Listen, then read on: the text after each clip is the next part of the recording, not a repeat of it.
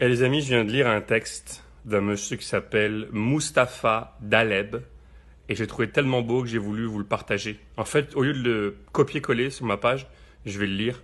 Je trouve ça plus percutant. Le titre, c'est L'humanité ébranlée et la société effondrée par un petit machin. Un petit machin microscopique appelé coronavirus bouleverse la planète. Quelque chose d'invisible est venu pour faire sa loi. Il remet tout en question et chamboule l'ordre établi. Tout se remet en place, autrement, différemment. Ce que les grandes puissances occidentales n'ont pu obtenir en Syrie, en Libye, au Yémen, ce petit machin l'a obtenu. Entre parenthèses, cessez-le-feu, trêve. Ce que l'armée algérienne n'a pu obtenir, ce petit machin l'a obtenu. Ce que les opposants politiques n'ont pu obtenir, ce petit machin l'a obtenu. Entre parenthèses, report des échéances électorales. Ce que les entreprises n'ont pu obtenir, ce petit machin l'a obtenu. Remise d'impôts, exonération, crédit à taux zéro, fonds d'investissement, baisse des cours des matières premières stratégiques. Ce que les gilets jaunes et les syndicats n'ont pu obtenir, ce petit machin l'a obtenu. Baisse des prix à la pompe, protection sociale renforcée.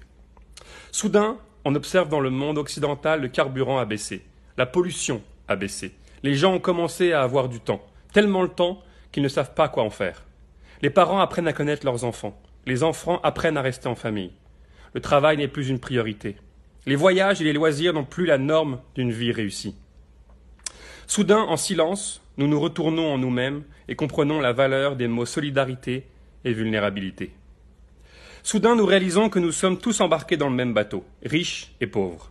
Nous réalisons que nous avions dévalisé ensemble les étagères des magasins et constatons ensemble que les hôpitaux sont pleins et que l'argent n'a aucune importance.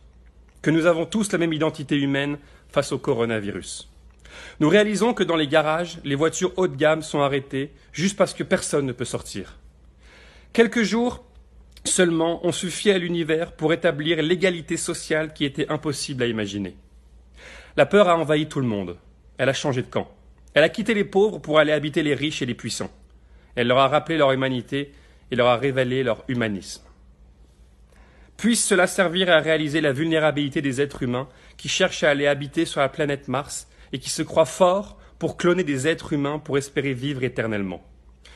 Puisse cela servir à réaliser la limite de l'intelligence humaine face à la force du ciel. Il a suffi de quelques jours pour que la certitude devienne incertitude, que la force devienne faiblesse, que le pouvoir devienne solidarité et concertation. Il a suffi de quelques jours pour que l'Afrique devienne un continent sûr, que le songe devienne mensonge. Il a suffi de quelques jours pour que l'humanité prenne conscience qu'elle n'est que souffle et poussière. Qui sommes-nous? Que valons-nous? Que pouvons-nous face à ce coronavirus? Rendons-nous à l'évidence en attendant la providence. Interrogeons notre humanité dans cette mondialité à l'épreuve du coronavirus. Restons chez nous et méditons sur cette pandémie. Aimons-nous vivants.